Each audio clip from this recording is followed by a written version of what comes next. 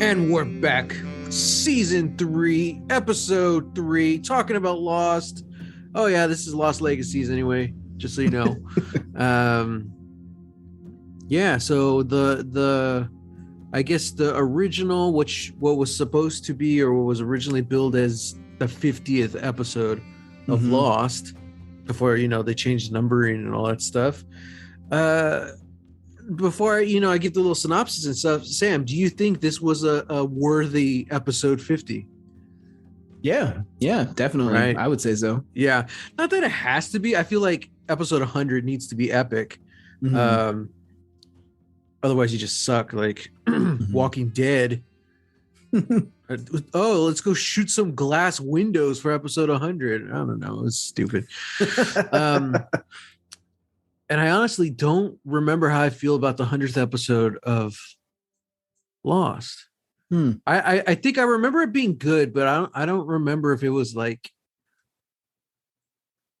good, like great, Yeah. I feel like mind-blowing. Or it should be like a milestone. It should be an accomplishment. It should be something good. Yeah. I don't know if that was, because I don't remember if that's the last season or the season before. So we'll find out. But as for this one, the original episode 50, I liked it. And we are talking about further instructions. After the implosion of the hatch, Locke sets out to rescue Mr. Echo from a polar bear. Meanwhile, Hurley finds a naked Desmond. Yep, that's it. That's the episode. Yep. Yeah. Okay, so first thoughts of this episode. Fantastic. Definitely made up for last week's. Definitely. Yeah. I remember I remember saying that, it felt like a slog. Last week's episode, it kind of felt like, we kind of took like a step backwards or like a side step. It's like, nope, we took like a full other step this episode. It was great. I was left feeling like, I want more. I want to know more in a very excited way. So, yeah, which good stuff. Remember we talked about last time, this episode was filmed first. So that would have been 2 banger episodes all right. Yeah. So I am kind of glad. That would have been rough to go into that episode right off the heels of this one. Yeah. That would have sucked. I'm glad they did it this other way around. Yeah. So I guess first of all, this is a John Locke episode. Very cool episode. I think I even wrote on my notes, like, I love it when we get to see how smart Locke is. High intelligence, low wisdom. Yeah, so I mean, as always, let's talk about his flashbacks first. What did you think about the flashbacks?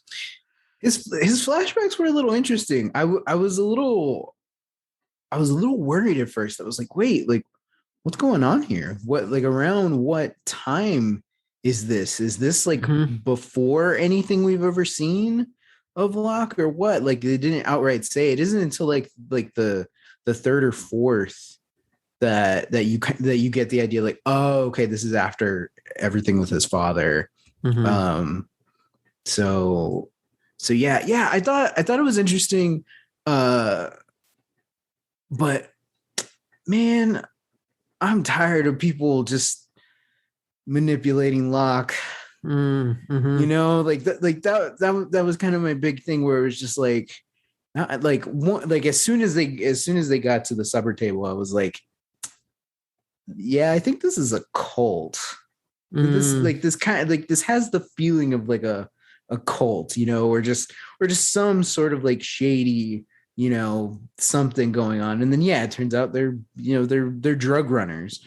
Worse than a cult. They're selling weed. They're selling weed, which is crazy because, like, I get, like, we've come so far. We've come so far in this past 15 years. A bunch of white people selling weed on a farm, they wouldn't bat an eye at them. You know? Yeah. If it was you or me, we would have been shot. Oh yeah, we'd be dead. we'd be dead, or we'd be being extradited somewhere we don't belong, you know. So Yeah, it's like, oh, we're sending you man. home. Texas? Texas? I would live here. Yeah. So that was crazy. That was just a funny thing to me. I was like, oh, all this over weed? All right, sure. Well, it's interesting too, because like the guy he takes in, Eddie, turns out he's a cop or FBI or something. He even says, like, I want in on whatever you're doing. He's like, what do you mean? Like, whatever you're gonna blow up.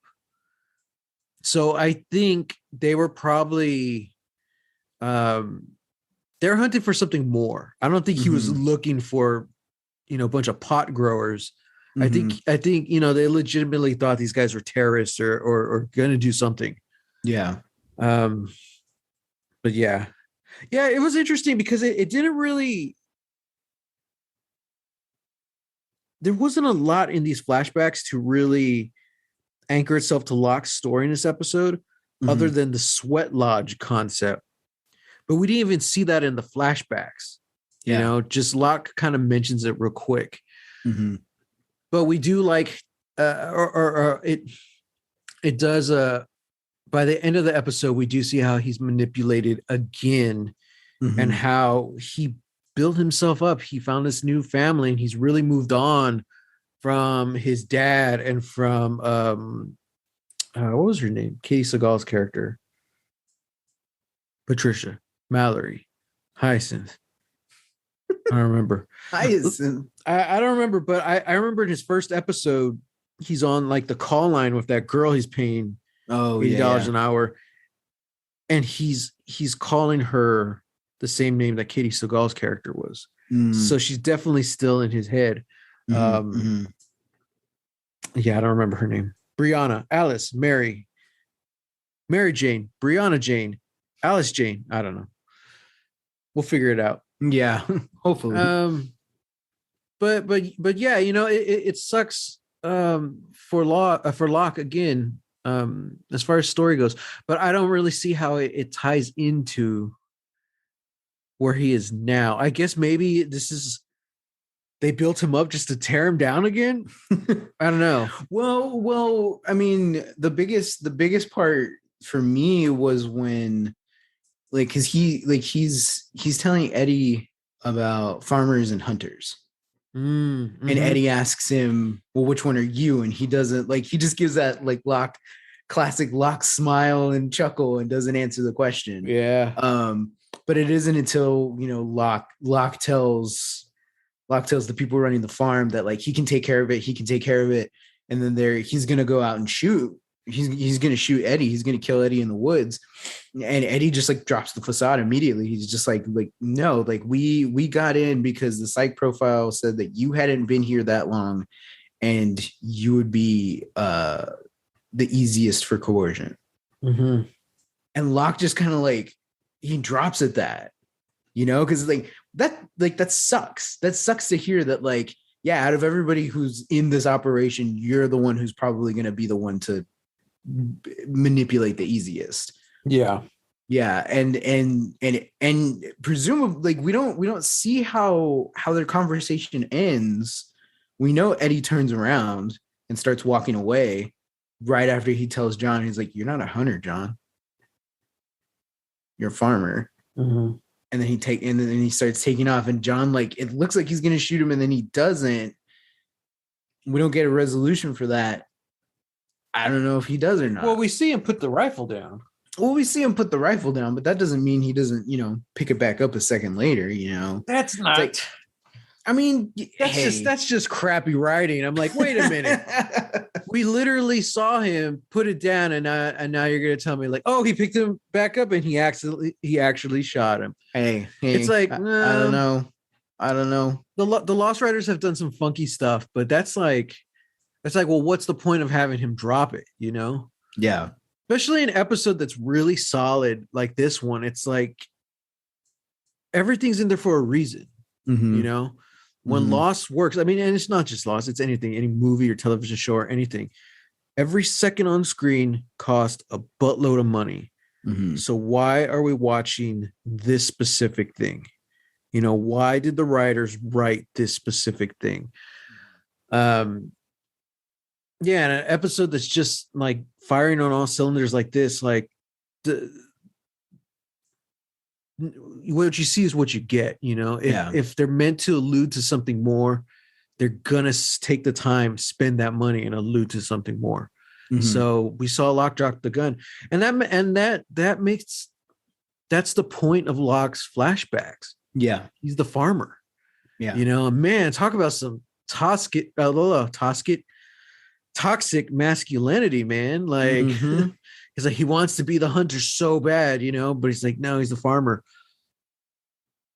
or at least he was. See, yeah, that's kind of the thing, because it's like we get that definitive answer in the flashback, and this whole episode is Locke kind of finding himself again. You know, yeah, like everything in the sweat lodge, you know, like his spiritual journey and all, like that tears him down. And then once he comes out of that, that's when he knows what he has to do. He's got to go save Echo, and he spends the rest of his the episode doing that and building himself back up until we get that last moment where we get the confirmation where it's like, you're a hunter, John. That was a very interesting scene. Yeah. Echo kind of wakes up to tell him that. Or did he? Mm-hmm. That's the thing. This is what's really interesting, because Locke, I don't know, man. Like, I love the scene where he's telling Echo, he's like, if I had listened to you, none of this would have happened. I would have gone with our friends to the other side of the island. I could have protected them. I could have saved them. Mm-hmm. And it's like, that's the thing. Like, has John Locke really changed that much? Mm-hmm. He's still dreaming. He's still trying to be that hunter. So the question now is he? Mm-hmm. I feel like this episode definitely pushes him back in that right direction. But I'm trying to think of, like, what was the point of John Locke during season 2? You know, why did he go on this quest? He was a believer, and then, like, he stops believing, and all this bad stuff happens, and now he's back on it again. You know, like, that's why I'm trying to think, like, was him losing his faith part of him being part of that I was gonna say corrosion. Part of his corrosion. But you know what I mean? Like what is the island trying to tell him, or not? Because I love that when he doesn't tell Charlie, but because he lost his voice, but he explains to Charlie, he's like, I need to talk, I need to speak with the island. What? And he builds a sweat lodge, and he has a run-in with Boone. Which, it's always nice to see, like, an old face. You know, I think Lost really does it in a good way. What's the word? Like a respectful way. It's not one of these shows where, like, oh, the actor's back because it's a flashback, or, you know, he's playing a twin or something. You know, Lost has always done it properly. Like, if we're seeing someone, like, it's supposed to be for a reason. You know, even if you talk about Ana Lucia and Libby last season, it was like a good little farewell to Ana Lucia, and there's something about Libby, we still don't know what it is, but the fact that she keeps showing up in these backgrounds, or these flashbacks, it's like, there's something more. So it's always nice to see a familiar face, and I think it was cool that they brought back the actor to play Boone this time around. What a trippy dream, man. Dude, I know. Yeah. And if you think about it, Locke doesn't know a lot of what's going on the island right now. But in his dream, like, everyone's broken up the way they are in like real time. You know, Saeed's with Sun and Jin. Jack, Kate, and Sawyer are with Ben, who Locke still thinks is Henry. All that. It's really interesting how there's all these clues to what's going on in that it's not really a dream. I guess it's a hallucination. Yeah. But yeah. Oh, and it's not a spoiler or anything, but just a little trivia. So through that whole scene, Locke is being pushed around in a wheelchair, which that is a mind fuck for him, I'm sure. But he's getting pushed around the Sydney airport, and he's seeing, all the other survivors there and stuff, and he's trying to figure out who he needs to save. And of course, it's the one person who isn't there. It's Mr. Echo. But they do this really. I love the way it was shot. Like they messed with the aperture and the brightness of the colors. Like it was a really, really vibrant kind of trip out. But they also overlap all this dialogue, including dialogue that hasn't been on the show yet. So they pulled dialogue from the next episode and maybe a few others that they threw into that whole hallucination, which I thought that's really cool. I cool. Really dig that. Yeah. That was clever on their part. Okay. But yeah. Oh, and then I love it when he wakes up. He's like, okay, I know what I need to do. And as soon as he's going to leave the tent, like he gets thrown out. Yeah. That was weird. I was like, oh, that's scary. Yeah, there's like a flash of like I thought it was a wolf. Yeah, a wolf. I'm thinking maybe it was the bear. It was just I think it was like I don't know. Bear, yeah. But I was like, wow. And even Locke like looked scared, like, what the hell was that? Yeah. Wild episode. Wild. Shout out to Dominic Monaghan, who man, he really shined in this episode as Charlie. Charlie's such a dick, man, but like you can't help but like him. Like it's just one-liners through this whole episode. Yeah. I loved it. I loved it so much. Yeah. And it's interesting just given the history between, Charlie and Locke, and how by the end of the episode, it sort of feels like, I don't think Charlie's back on Locke's side. I think he just like, he's more understandable now. Yeah. Especially because Locke knew what he was talking about. He was able to find and save Mr. Echo. Yeah.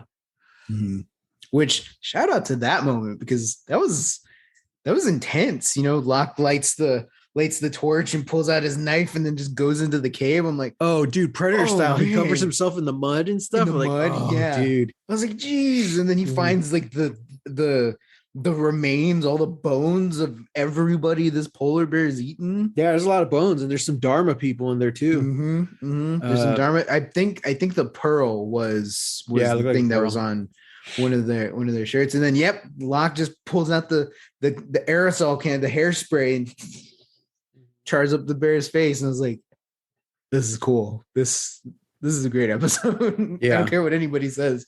Yeah. This show's great. Yeah, that's awesome. Another thing too, in the flashback, Locke was the one who says the prayer over the meal, which I thought was really interesting.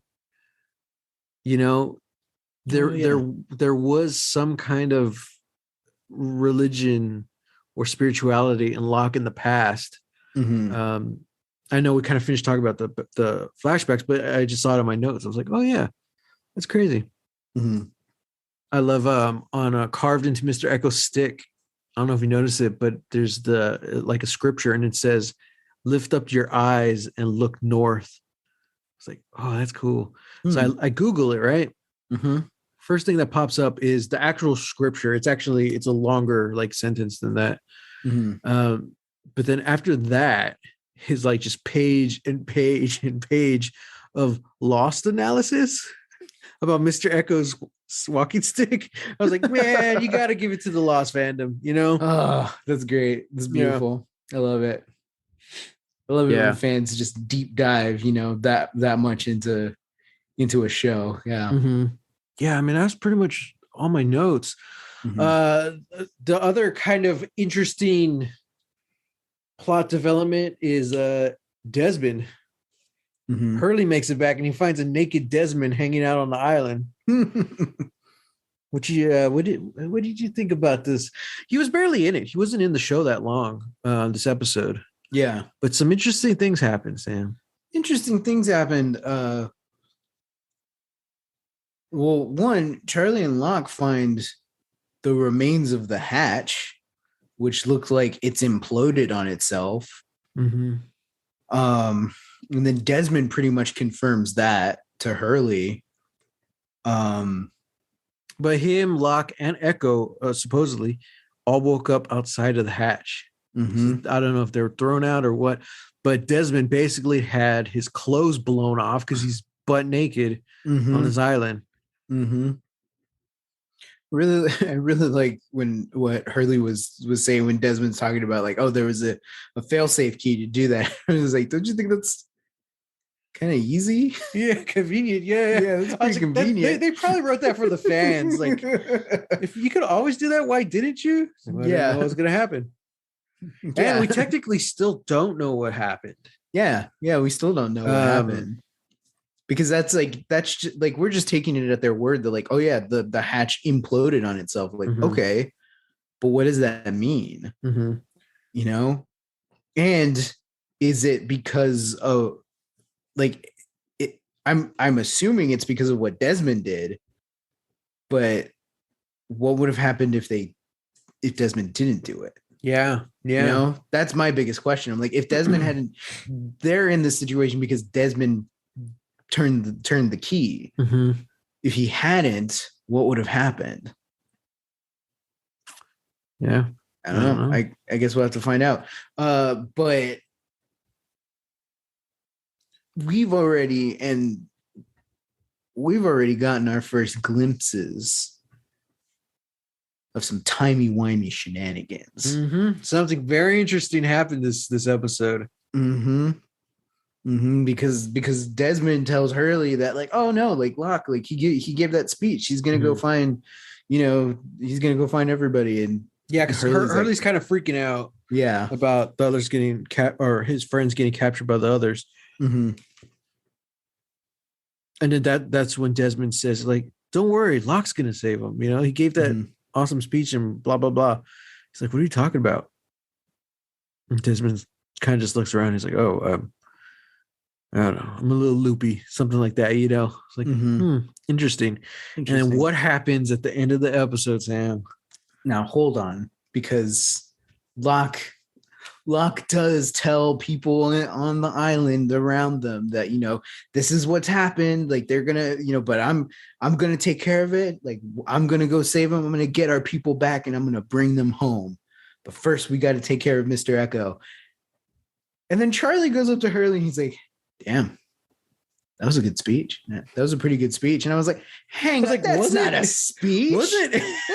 That's somebody saying something. All right. Yeah. Those are statements. Yeah. Those are statements. That's not a speech. Okay. Mm-hmm. But that's enough for Hurley to be like, yeah, just got a little bit of deja vu. And then he looks over at Desmond. Just in time for the Matrix Resurrections. That's what it's called, right? Resurrection? Yeah. Okay. Which has already come out, by the way, because we're recording in the past, but you guys are listening to it. I'm sure it was good. In the present? I'm sure it was amazing. Yeah, I'm sure it was great. I'm sure we loved it. If not, we'll just record extra dialogue. If not, oh yeah, it was terrible. Yeah, we'll just re-record over this. Yeah, hated it. Yeah, I hated it. Easily the worst of the franchise. Yeah. All right, back to it.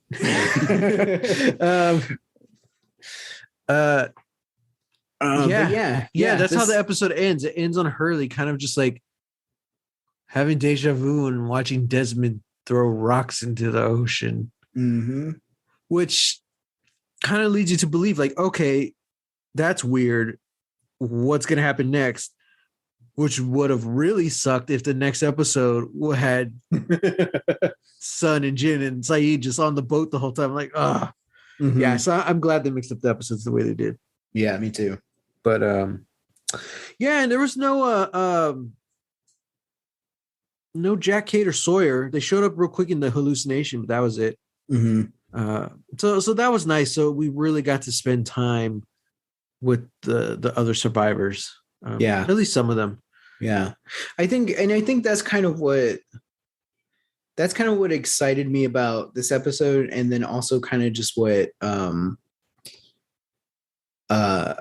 I guess, like, if this is the, quote unquote 50th episode or 50th hour or whatever, that's a milestone in and of itself, because, if you think about it, like, we've already had 2 seasons of plus 20 episodes of the show. Mm-hmm. Even back then, even back in the mid 2000s, getting into the mid 2000s, like, that's still an amazing feat. That's an impressive feat, not,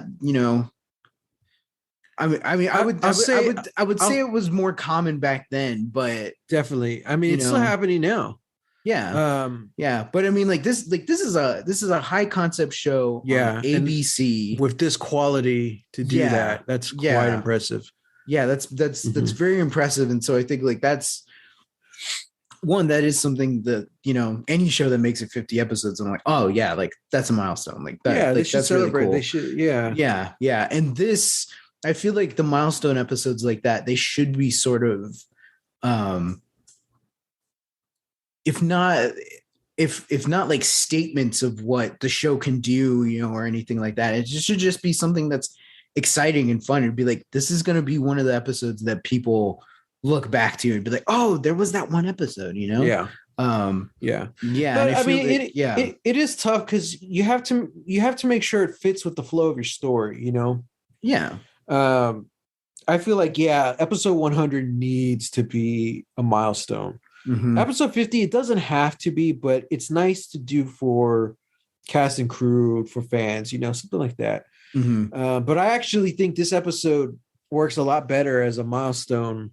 Well, not really a milestone, but as like a 50th than the first episode of the season, which was technically the 50th hour. So I don't know. I mean, good for them, good on them. I can definitely say this show makes it over 100. So we'll see what happens at the 100th episode. Mm-hmm. 100 episodes. You think we'll get there this year? 2022? Hey, maybe. I don't know. We finished 2 seasons in a year. Well, a little over a year. Yeah. A little over a year. But yeah, I think we can do it. We'll Anything see. Possible. Actually, you know what? I don't think we are, because we're changing up the schedule in a couple weeks. Well, that's right. I don't think we will make it. Well, so I'm pretty sure the Lost 100th episode we'll get to in 2023. Mm-hmm. Interesting.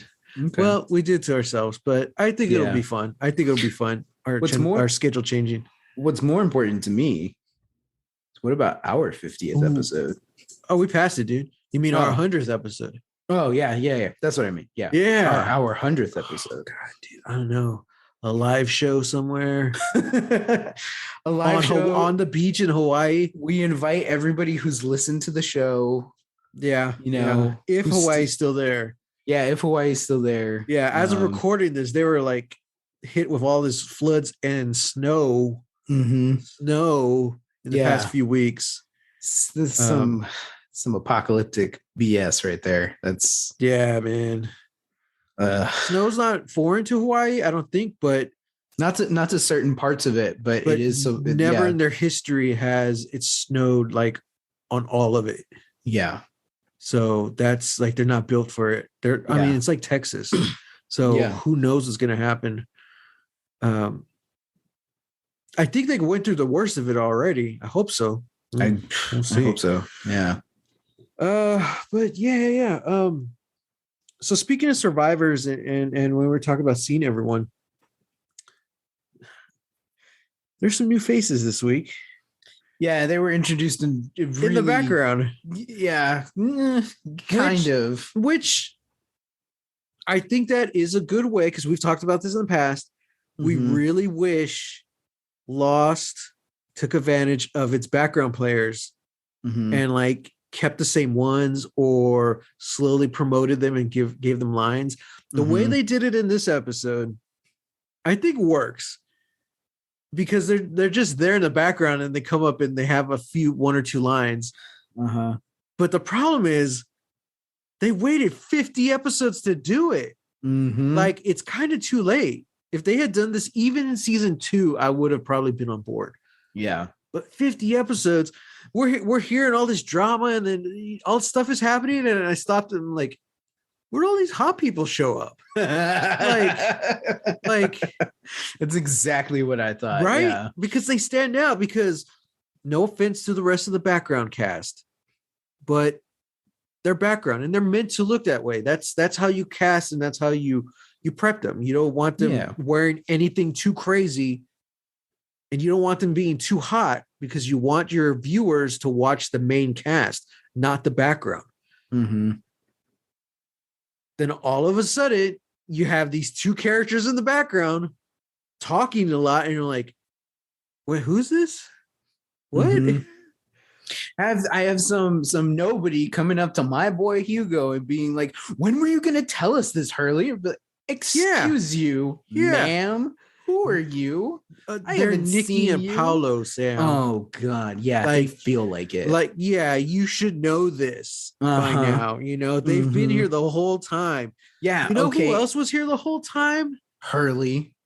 I was gonna say Ethan. Oh, and we didn't see like, it was very obvious, that twist. They're like, oh yeah, he's one of the others for sure. But that was just because he came off as creepy from the get-go. So yeah, no, Nikki and Paolo are just annoying. I'm like, oh.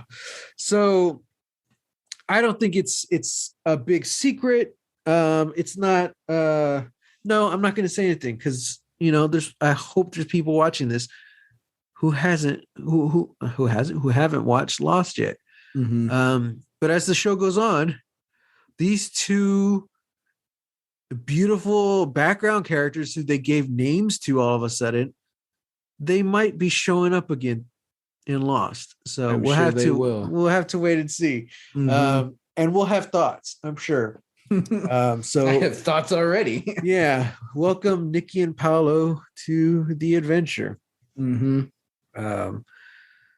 God, if people finally start asking us questions on the hashtag Lost Legacies and they're about Nikki and Paolo, I'm gonna lose my top. I'm gonna lose my top, Sam. Wow. I'm gonna flip. We're gonna quit. Just call it Get Lost Legacies Podcast.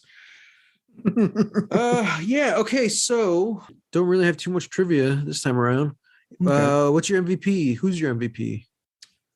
It's gotta be Locke. It's a great performance. Yeah, from Terry O'Quinn. Both flashback and on the island, and it was just refreshing to see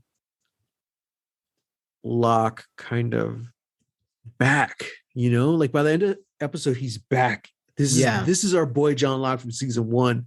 Yeah, who, like, we would follow this man to hell and back. Yeah. Well, I'm going to go ahead and give it to Dominic Monaghan. You know, it's been a long time since he's had an MVP, and I don't even think we gave him one last season for his flashback episodes. No, I don't think we did. But yeah, I think he really earned it this time. And like, he's just fun. He even has a throwaway line to Locke saying, "What, the trees? You want to talk to trees? I hear they're excellent conversationalists," which is possibly not confirmed, but I took that to be a Lord of the Rings reference. Right? I didn't even think about that until just now. Wow. Okay. I hear they're great conversationalists. So I'm going to give it to them. But here we are in 3 episodes in, Sam. I think we've seen all our main cast at least once. No one else is missing, right? Yeah. No, everybody's there. So any flashbacks going forward? What do you think? It's just an odd way to phrase that question. Like, any flashbacks going forward? Oh, I'm sorry. I mean, I totally meant to say theories. Oh, okay. Any theories or predictions going forward? Oh, okay, now that we're officially back with everyone, you know. Gotcha. Yeah. Well, yeah. So I think. Yeah. Once more, getting into territory that, like, a little bit familiar with.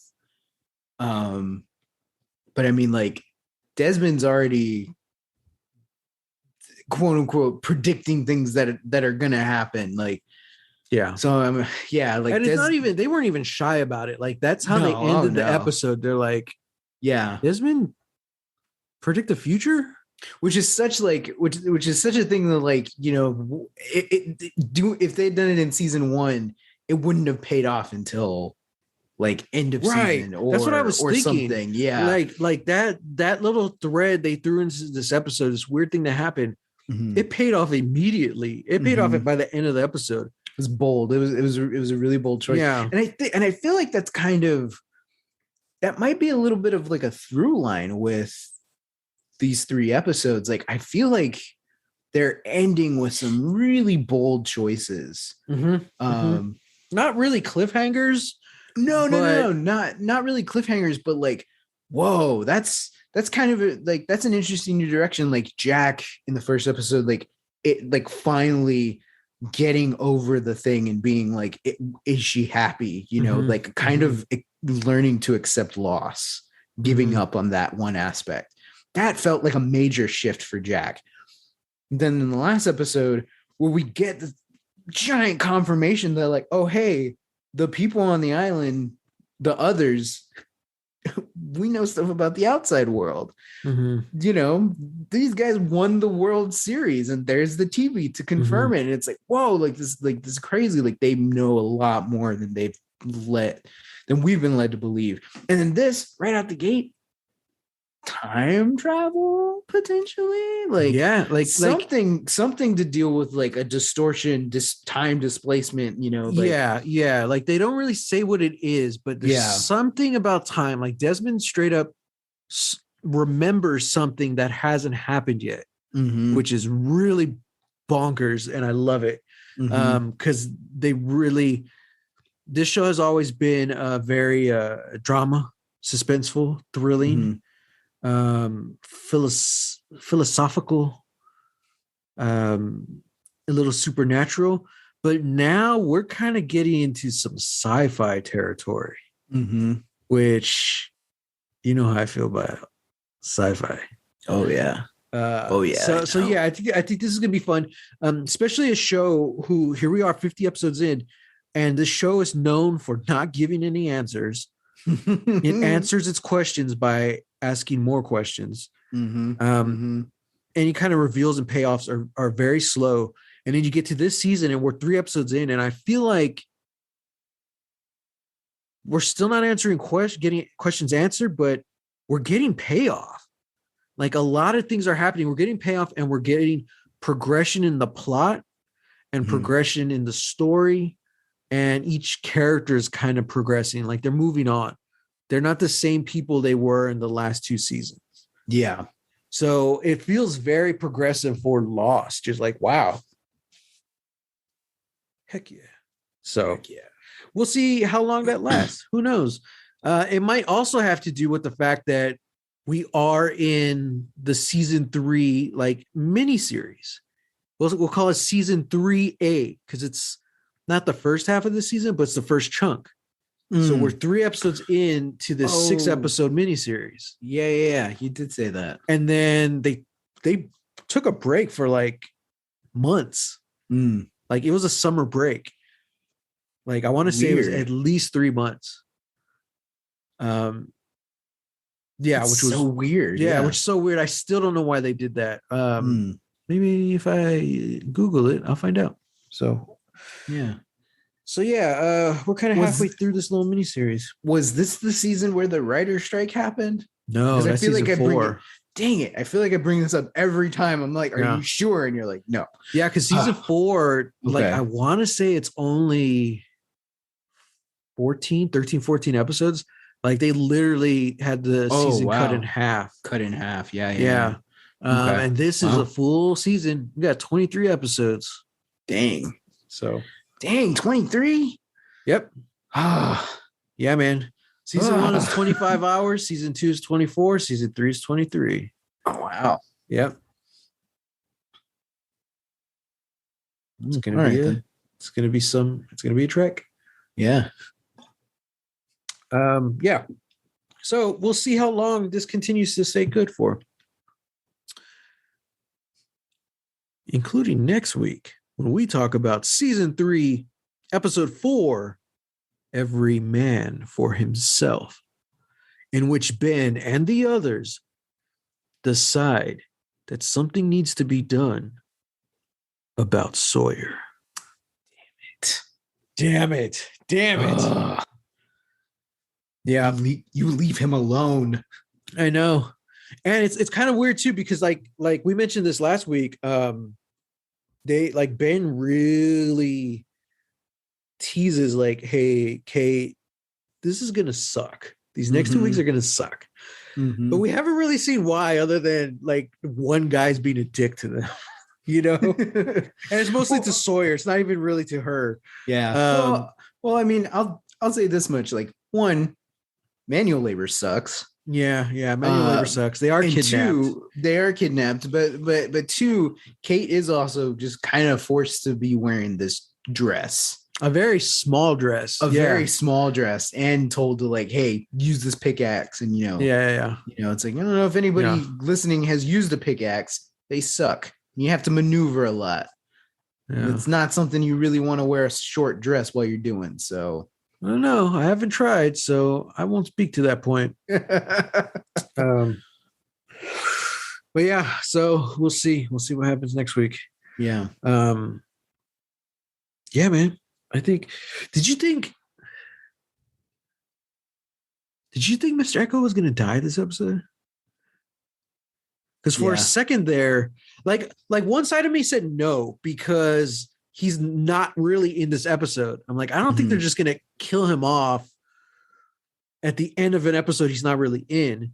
But that bear, the whole cave scene was really intense. The CGI was it was okay. Doesn't hold up as well as it used to. Hey, I don't care. Like, I think it worked. It played into the scene because it's in the dark. Yeah, they hid all the shoddy CGI in the dark because it's in the dark cave. So like it was really worked, and like I was so drawn into that scene. Like I was getting like some Tomb Raider vibes. Like I loved it. Yeah, but there's even a shot where it looks like it's someone's like bone arm or something. I was like, is that Echo? It's like, okay, he still has his arms. Yeah. I was like, oh man. Yeah, for a second there, I was like, oh crap. Is Echo gonna bite it? I mean, look, I don't know. These writers, they no longer have my trust just because of what they did to Anna Lucia and Libby in the same episode. And then they went ahead and dragged out Libby's death for a whole other episode. I'm like, you guys are sadists. I wouldn't put it past you to just kill off a character like that. Yeah. But I do. They're good writers. That's the thing. Yeah. And killing off a character who's not in this episode, just, briefly, almost off screen, like that doesn't make sense. That's below them. Yeah. Like they're not they're not going to do it. That's just what I was saying about the whole gun. He's not going to put it down and then pick it back up off screen. All right. You're right. All right. You're right. We're in agreement. We're in agreement. Yeah. It's a good show. Okay. We're in agreement. It's a good show. Okay. All right. Well, everyone, hit us up. # Lost Legacies. Ask us some questions. We're 3 seasons in and we've had some fan interaction. You got a few, yeah. Yeah, it's awesome. I like it. But we haven't had anyone really asking us questions yet. That's true. At least questions that, are something like, hey, let's take that to the episode. Let's bring that up on while recording. So yeah, hit us up. # Lost Legacies. Yeah. And as always, you can find me on Twitter at _Matt Jimenez and on Instagram at Holy Hand Grenade of Antioch. And you can find me on Twitter and Instagram at Reel, that's REEL, Texas Weirdo. Until next time, get lost. Get lost.